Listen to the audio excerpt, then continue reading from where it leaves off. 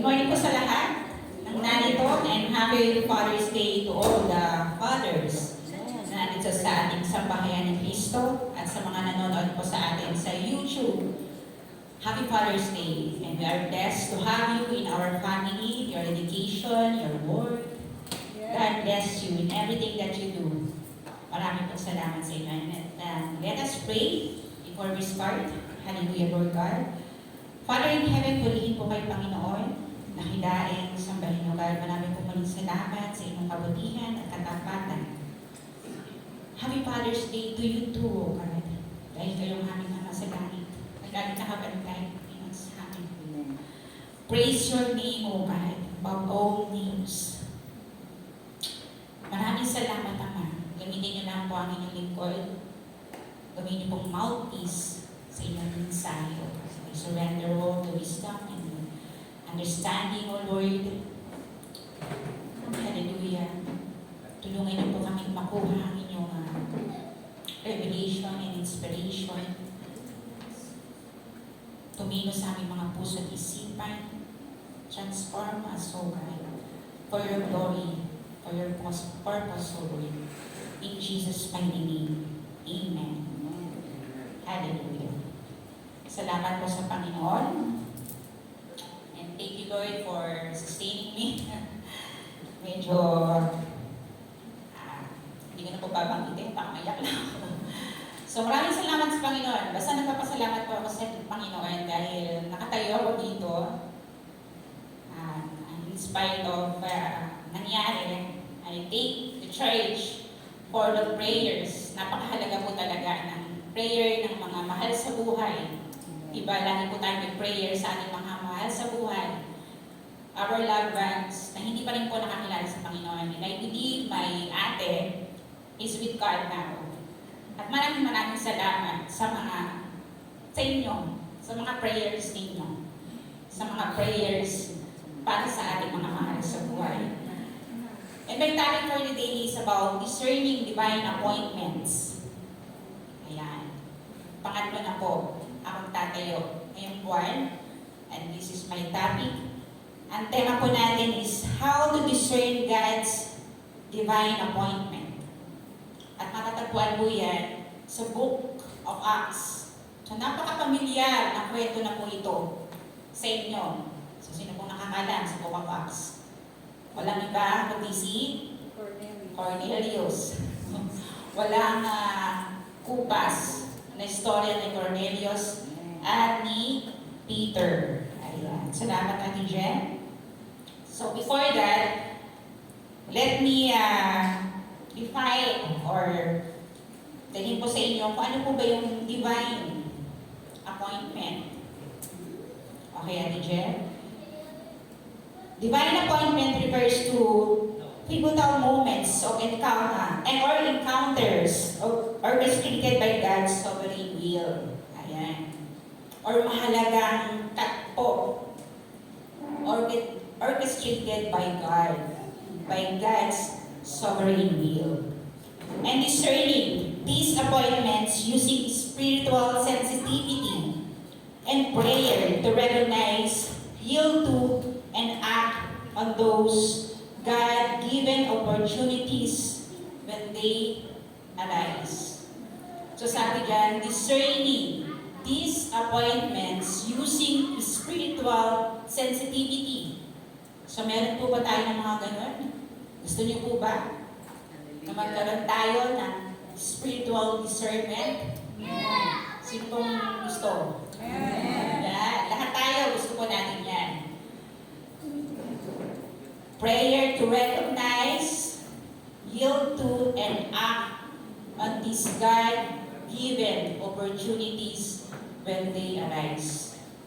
So, para maging sensitibo po tayo, maunawaan natin ang kalooban, ang leading and guidance ng Panginoon sa atin, sa ating divine appointment or sa divine appointment na ibinibigay ng Panginoon. So for my intro, sabi po doon, Ate Jen, medyo mabagal lang po yung aking pag-aaral. Book of Acts marks the pouring out of the Holy Spirit on all believers, empowering them to spread and preach the gospel of our Lord Jesus Christ. So pinapakita po dito, the book of Acts, ang simula ng pouring out of the Holy Spirit, kung saan mag-i-spread ng magandang balita ang lahat ng mga mananampalataya. And I believe hanggang ngayon, yan pa rin po ang nangyayari sa atin.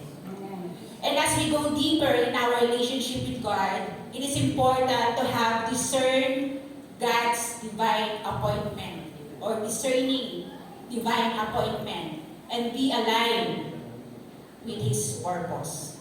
Amen.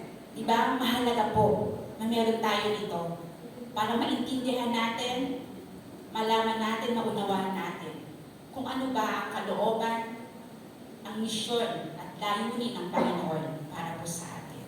Amen. Amen.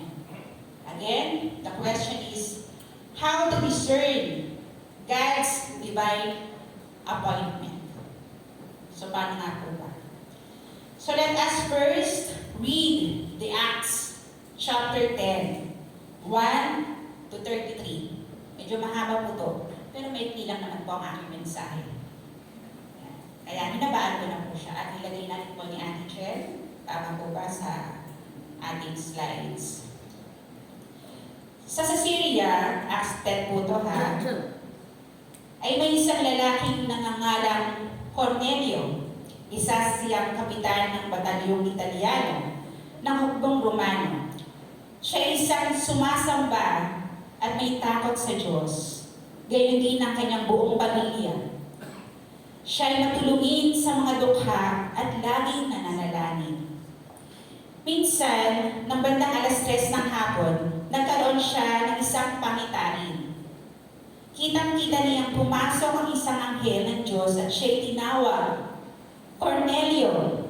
Tumingin siya at takot na nagtanong, ano po iyon? Sumagot ang anghel, nasiyahan ng Diyos sa iyong mga dalangin at pagtulong sa mga dukha. Magsubok ka ngayon din ng ilang tao sa Joppa upang sundin ang isang taong nagngangalang Simon na tinawag ding Pedro. Siya ay nanunuluyan sa bahay ni Simon at kapagbidan ng balat ng hayop. Siya ay nakatira sa may tabing dagat. 7. Pagkaalis ng anghel, tumawag si Cornelio sa 2 utusan at isang debotong kawal. Isa sa mga naglilingkod sa kanya, isinalaysay niya sa kanila ang pangyayaring at pagkatapos pinapunta sila sa Joppa.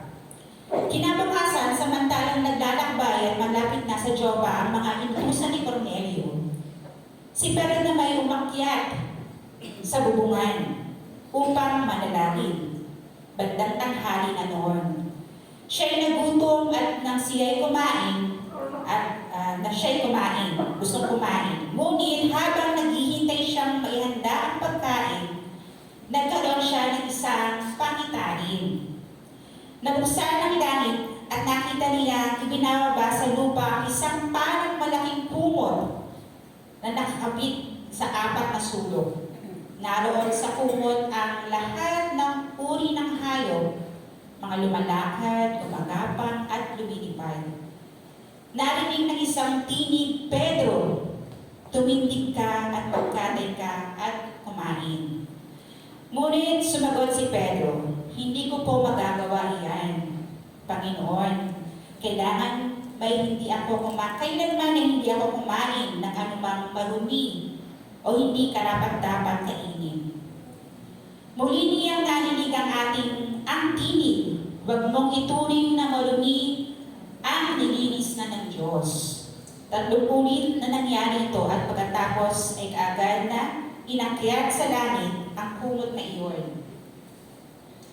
Habang pinag-iisipan ni Pedro kung ano ang kahulugan ng pangitaing iyon, dumating naman ang mga isinugo ni Cornelio. Ipinagtanong nila ang bahay ni Simon at noon ay nasa pintuan sila. Itinanong nila kung doon nga nanunuluyan si Simon at tinatawag ni Pedro. Pinag-iisipan pa ni Pedro ang kahulugan ng pangitain nang nang sabihin sa kanya ng Espiritu, tingnan mo, may 3 lalaking naghahanap sa iyo sa ibaba. Bumaba ka at huwag nang magkatubling, sumama sa kanila dahil ako ang nagsugod sa kanila. Nanao nga si Pedro at sinabi sa mga tao, ako ang hinahanap ninyo. Ano ba ang sadya ninyo? Sumagot ang mga lalaki, pinapunta po kami dito ni Cornelio, isang kapitan ng hukbo. Siya ay isang mabuting tao, may takot sa Diyos at ginagalang ng mga Hudyo. Sinabi sa kanya ng isang anghel na pinagsundo kayo upang marinig niya ang sasabihin ninyo. Pinatuloy sila ni Pedro at doon pinatulog ng gabing iyon. Kinabukasan, siya ay sumama sa kanila, gayon din ang ilang kapatid na nataga Joppa. Nang dumating na sunod na araw, dumating sila sa Caesarea. Doon naghintay na sa kanila sa Cornelio, pati ang mga kamag-anak at malalapit na kaibigan ng kanyang inanyahan. Sinalubong ni Cornelio si Pedro, nagpatira pa sa harap nito at sinamba. Ngunit sinabi ni Pedro, tumayo ka, ako'y tao rin tulad mo. Patuloy silang nag-uusap habang pumapasok sa bahay at nakita ni Pedro na maraming taong nagtitipon doon. Sinabi niya, alam naman ninyo na bawal ang isang Hudyo ang makahilubilo o dumalaw sa isang Hudyo na makahilubilo o dumalaw sa isang hindi Hudyo. Subalit ipinakita sa akin ng Diyos na hindi ko dapat ituring na marumi at di karapat-dapat pakitunguhan ng sino man. Kaya nang ipasundo ninyo ako, hindi ako nag-atubiling sumama. Nais kong malaman kung bakit ninyo ako ipinasundo. Sumagot si Cornelio, may 4 na araw na ngayong nakalilipas. Bandang 3:00 ng hapon, habang ako'y nananalangin dito sa aking bahay, biglang tumayo sa harap ko ang isang lalaking nakakasilaw ang kasuotan. Sinabi niya, Cornelio, nakarating sa Diyos ang iyong mga panalangin at nakita niya ang pagtulong mo sa dukha. Ipasundo mo sa Joppa si Simon Pedro, na nanunuluyan siya sa bahay ni Simon na tapagbilan ng balat ng hayop. Siya ay nakatira sa tabing dagat, kaya kaagad ako nagsugo sa inyo ng ilang tao. At sa inyong kagandahang loob, ay pupanito kayo. Ngayon ay narito kaming lahat sa harap ng Diyos upang pakinggan ang lahat ng ibinapasabi ng Panginoon. Amen. Ang haba po, pero 3 points lang po ang ibibigay ko sa inyo. So how to discern God's divine appointment? So unang puntos po ay ang pusong bukas sa direksyon ng Diyos. A heart that is open to God's direction. Napakalinaw, di ba? Yung vision ni Cornelio, nakikita nyo, yung kanyang pangitain, napaka-perfect, specific, detailed. Bakit kaya? Bakit kaya ganon? Ganon na lang nakita ni Cornelius yung vision at yung mensahe sa kanya ng Panginoon. Amen.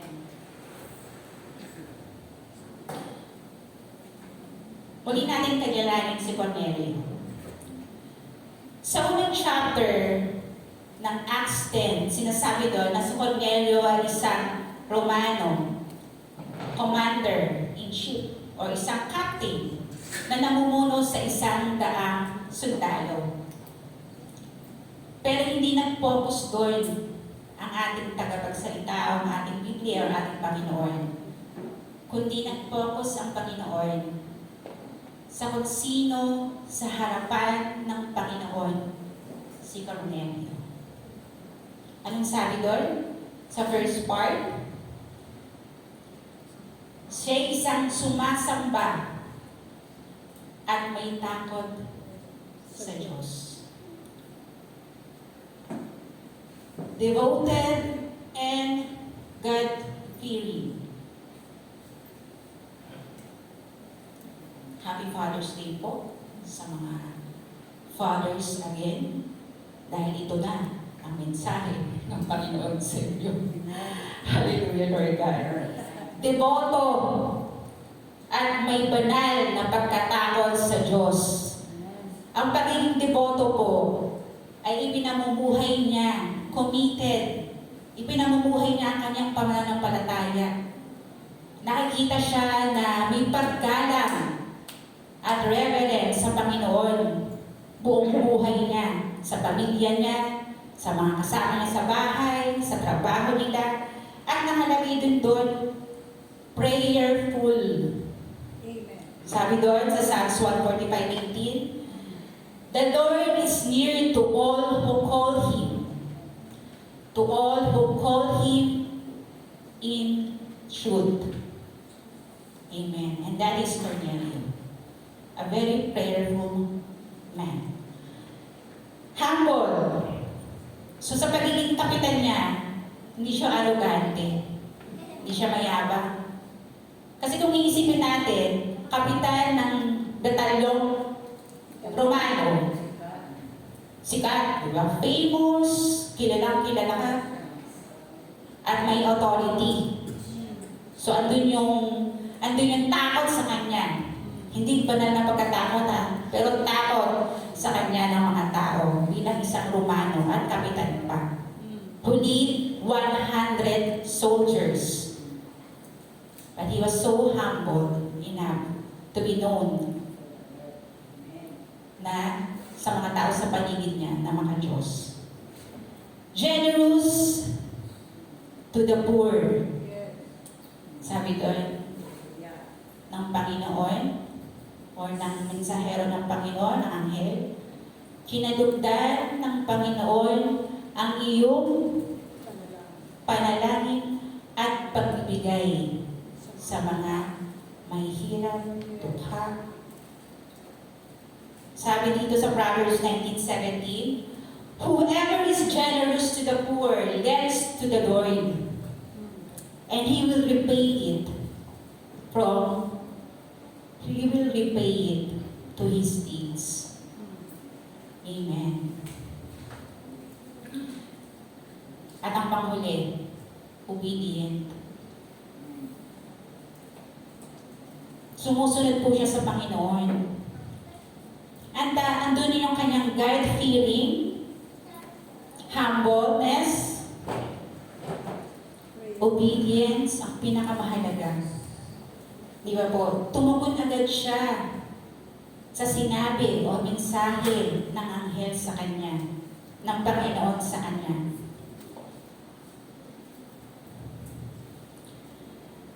So si Cornelio ay isa pong ama. Di ba?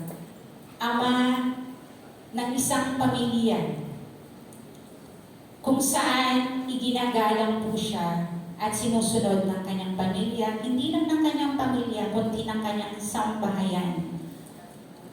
Makikita niyo po dun sa ating mga binasa. That he was followed because of what? Because of not who he is as a Roman captain, but who he is inside of our Lord Jesus Christ. Yes. Minsan hindi natin kailangan ng title, ng social status, o profesyon. Bagamat ito'y mahalaga sa ating pamilya upang sumunod ang ating mga anak. Kasi bilang ama, mahalaga sa atin yung pagsunod nila, hindi po ba? But what God is asking us, saan ka ba nakafocus? Ano ba ang pamumuhay mo bilang isang ama? Si Cornelius po, hindi pa po siya Christian. He is a Gentile. But he reverenced God deeply. Kasi meron siyang knowledge, may wisdom siya sa God of Israel who saved them from Egypt. Ayun yung mga knowledge niya. God-fearing. Magkakaroon. Di ba sabi sa Psalms, the beginning of wisdom. Yung God-fearing. So marahil doon, sa pagkilala niya sa Panginoon, nagkaroon siya ng deep reverence to God. Pamumuhay niya hindi bilang kapitan, kundi bilang isang deboto ng Panginoon. Kung saan sinusunod siya ng kanyang pamilya. At hindi lang ng kanyang pamilya.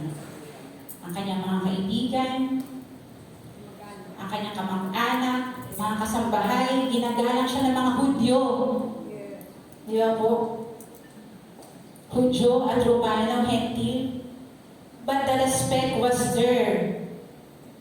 Because he lived a life that is pleasing to God. Yes. Hallelujah. Minsan, mga ama, hindi natin kailangan na ako ang provider niyo, sumunod kayo sa akin. Minsan ganun eh. Ako ang bumibili, ako ang nagpo-provide sa inyo. Minsan ganun yung authority natin sa ating pamilya, hindi po ba? Na may instill natin na ako ang nagpalaki sa'yo. Ako ang nagpaaral sa'yo. Ako ang gumastos sa'yo. But this Cornelius was so humble to acknowledge God in his life para masunod siya ng kanyang pamilya. Para respeto siya ng kanyang pamilya at sumunod sa kanya. Amen. So how is the fathers of Sambayanan ni Cristo? Kamusta po ang mga ama Hallelujah. sa kanyang mga anak? Dapat Father's Day, di ba? Dapat yung mensahe para sa mga, alam mo na, magaganda mensahe para sa mga ama. But minsan, the truth hurts. Minsan, bahala na lang ang mga ina eh. Di ba? Kasi busy ako, kailangan kong mag-provide ng ganito. Nahihirapan ako sa trabaho ko. Sabihin naman ng ganun sa kanyang, alam niyo na, housewife. But to respect you. So ang pinapakita dito ng Panginoon ay yung relasyon ni Cornelius sa Panginoon. Amen. Hallelujah. At sa pangalawang kwento po, yan, sabi ko sa inyo, madali lang to eh. Paanghanda sa pagsunod. Ito po ay matatagpuan natin sa Acts 10:19-21. While Peter was thinking, the Spirit said, and he went down. So sabi doon, obeying without understanding, choosing to trust God over our own limitations or human logic. Minsan, pag ipinapakita na ng Panginoon sa atin, ang example po dito is si Peter, na disipulo ni Jesus. So, ninilay-nilayan pa yung vision na yun. Bagamat yun ay 3 ulit na ibinigay sa kanya ng Panginoon. Pero habang bumababa siya, sumusunod naman po siya. Alam naman niyo po ang karakter ni Peter. Habang siya nag-iisip at nagmumuni-muni, sumusunod naman po si Peter at bumabalik po siya. Question sa mga ama. Hihinamit ko po ang question niyo, Pastora. Siguro makaka-relate dito yung mga nag-attend ng seminar ng GAP kay Pastora Nimpa. So question, kaya na po muna, Pastora. Are you a Christian or a disciple? Sa mga ama, are you a Christian or a disciple?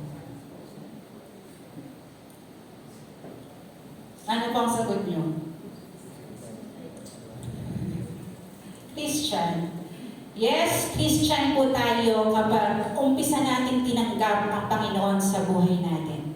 Kung saan dito po tayo nina-nourish, di ba?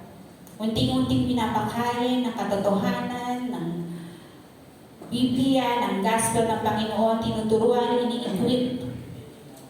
Kung saan ito yung ating gatas na unti-unting iniinom. Yes. Baby Christian. At ang disciple po, correct Babe and Bro Pastora, ay ang mga believers na sumusunod sa Panginoon. Matured, not sensitive, but sensitive to the leading of our Holy Spirit. Amen. Ganun po si Cornelio at si Peter. Peter. Mga ama, for 41 years of the church, are we a disciple of Christ? Amen. Alam kong hindi po to na tatao, hindi po nasusukat ng mahabang panahon ang pagiging matured. So listen. You will listen to me. Kasi may tamang panahon. Tama ba? Sabi yan. Sabi ni ka. Di ba yun po yun po lagi ang reason natin sa Panginoon. Not yet my time. But when? Kailan? Pag nakaalis na ang mga anak nyo sa poder nyo? Pag nakaalis na ang mga anak nyo at may sarili ng buhay? Pag nakaisip na ang mga anak nyo at nagdidesisyon na sila sa kanilang sariling buhay?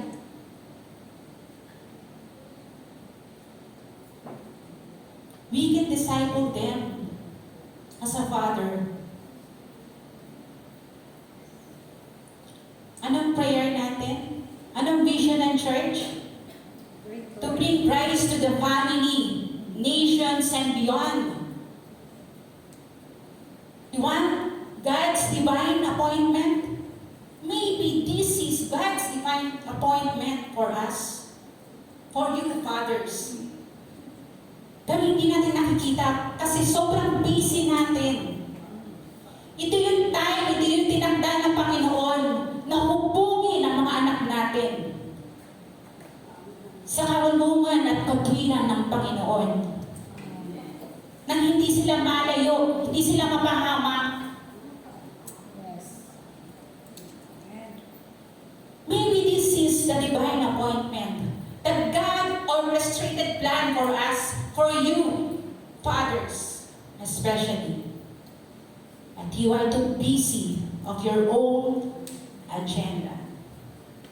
You are too busy of your own business. How about God's business? Amen. Again, are you a Christian or a disciple of Christ? Hallelujah. Bagamat hindi naman po si Pedro nasusulat na naging ama. Siya po ay disipulo ng Panginoong Hesukristo. At ang disipulo po ay sumusunod sa Panginoon. Hindi po ba, mga ama? So, if we are really a disciple of Christ, susunod po tayo. Magiging magandang halimbawa po tayo sa ating pamilya, sa ating sambahayan, not because of our title, not because of our knowledge, our own knowledge, not because of our profession, but because of our God-fearing character in the sight of our Lord Jesus Christ. Amen. Hallelujah. And our last, pananampalatayang handang magbukas ng bibig. Ayan. evangelism, and spreading of the good news. So sa Acts 10:33 and 34, sabi po doon ni Cornelio, "Now, we are all here to listen to everything the Lord has commanded you to tell us." Sabi naman ni Cornelio, "I now realize how true it is that God does not show favoritism." So makikita po natin, buong buhay ni Cornelio, he was courageous and bold to live a life na nasa direksyon ng Panginoon. Bagaman siya ay Gentil, bagaman siya ay nasa pagan country, pero hindi niya kinahiya o hindi niya ipinagyaban na siya ay kapitan, bagkus namuhay siya na may takot at pananampalataya sa Panginoon, nagdarasal parati, at siya ay matapang na hinarap si Peter. Kasi nga, di ba, meron silang tawag dyan, barrier. May barrier eh. Kasi Hudyo and Gentile. So, andun yung boldness niya. Kasi sabi nga doon ni Peter, di ba? Hindi nyo ba alam na hindi nabawal na makipagsalamuha ang Hudyo sa hindi Hudyo?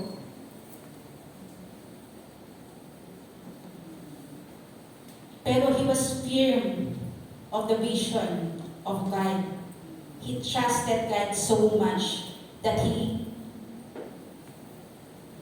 tinanong niya si Cornelio.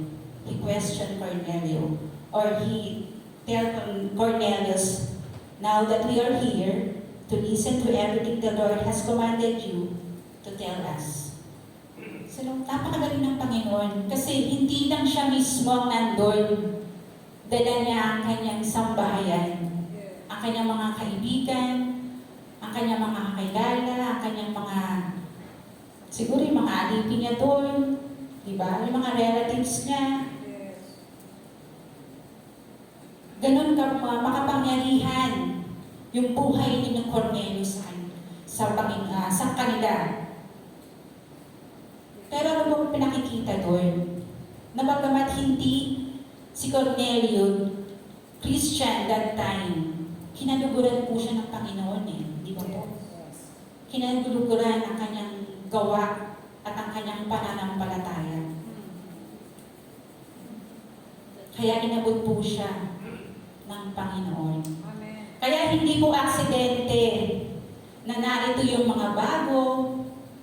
Di ba? Kasi nagkaroon po tayo o nagkaroon po kayo ng divine appointment sa Panginoon na kayo po ay yayain ng inyong mga kaibigan, ng inyong mga kapitbahay, at hindi rin po aksidente na yung mga dating taga-church o nagsisimba, hindi rin po aksidente. I believe it's not an accident. It's God's orchestrated plan for you. Hindi po natin kailangan mag-evangelize ng malayo sa ngayon or para sa atin. I believe na dito pa lang sa pamilya natin, fathers could evangelize their children, share the gospel, magkaroon po ng devotion, Word of God,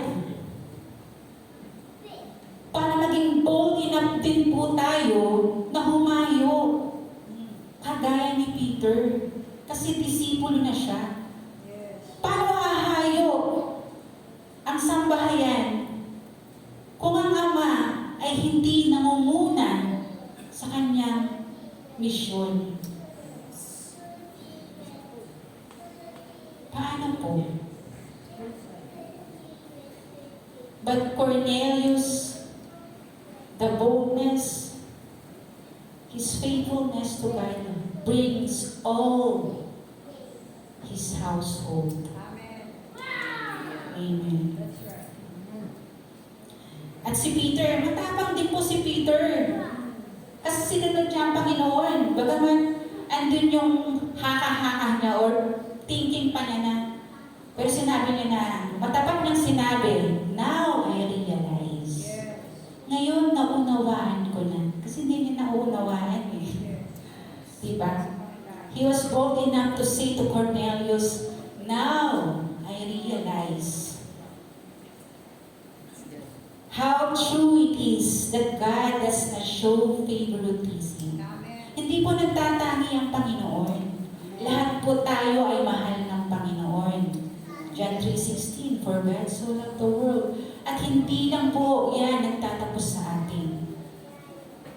Maybe this is the time, this is the appointed time ng Panginoon sa ating mga ama to reach and evangelize our family, our children. Kaya hindi po aksidente na yung mga datihan andito na.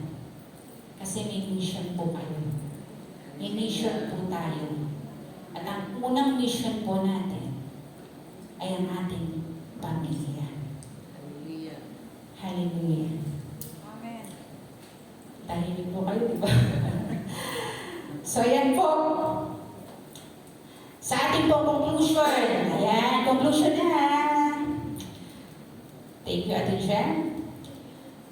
When we show God's character by obeying Him and being bold, it becomes easier to see the doors He opens for His plan, to share the gospel and bring it to our Jerusalem, Judea, Samaria, and the ends of the earth. Sabi nga po sa Psalms 37:33, "The Lord makes firm the steps of the one who delights in Him." Ang Diyos po ay aktibo at sinusuportahan po tayo, ini-establish ang ating mga steps, naghahanap ng may kakayanan po siya sa atin. He is powerful, di ba? He is so great. At ito po ay ina-align tayo.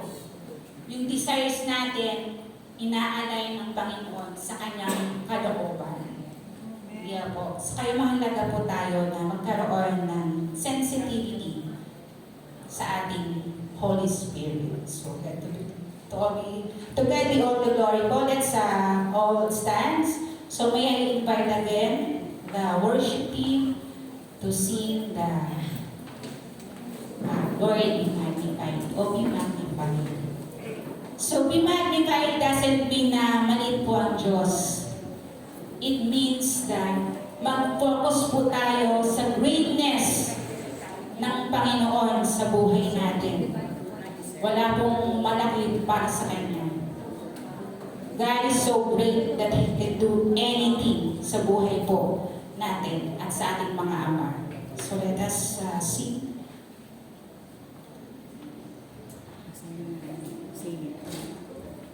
Be magnified. Be magnified. Ako na lang muna. Habang wala na sila. Be magnified, O Lord. You are highly exalted. Dito na lang susunod. Yan po yung nagbigay ng inspiration na awit na ibinigay ng Panginoon. Be magnified. Ayan. So bago po tayo manalangin, tayo po yung umawit sa ating Panginoon. Thank you, Lord. Sige po, mag-acapella po tayo. Okay. I have made you too small in my eyes. Oh Lord,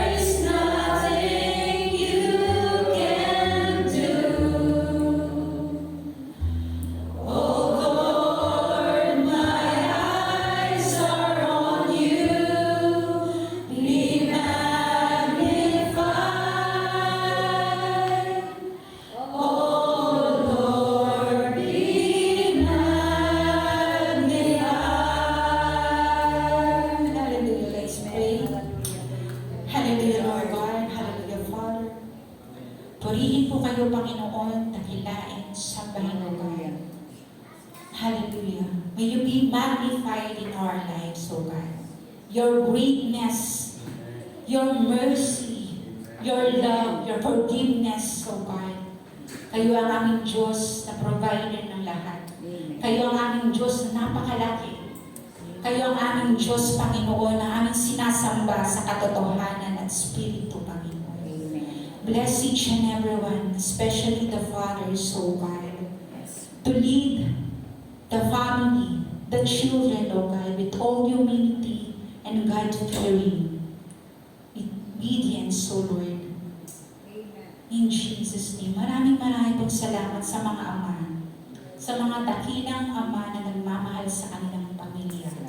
At higit sa lahat, sa mga ama na nagmamahal sa mga anak, O Lord, sa kanilang mga souls, sa kanilang, hallelujah, sa mga sambahayan nila, O Lord, na ang puso nila ay maligtas ang kanilang mga mahal sa buhay. Tulungan niyo po ang aming mga ama. Tulungan niyo po, Panginoon, na makita ang inyong layunin, ang inyong kalooban. Linisin niyo po ang bawat puso namin. Maging karapat-dapat sa inyong harapan. Bless us, O God. Bless us, O Lord. At dalangin namin ang pagnubay at gabay ng aming banal na Espiritu sa araw-araw ng aming pamumuhay.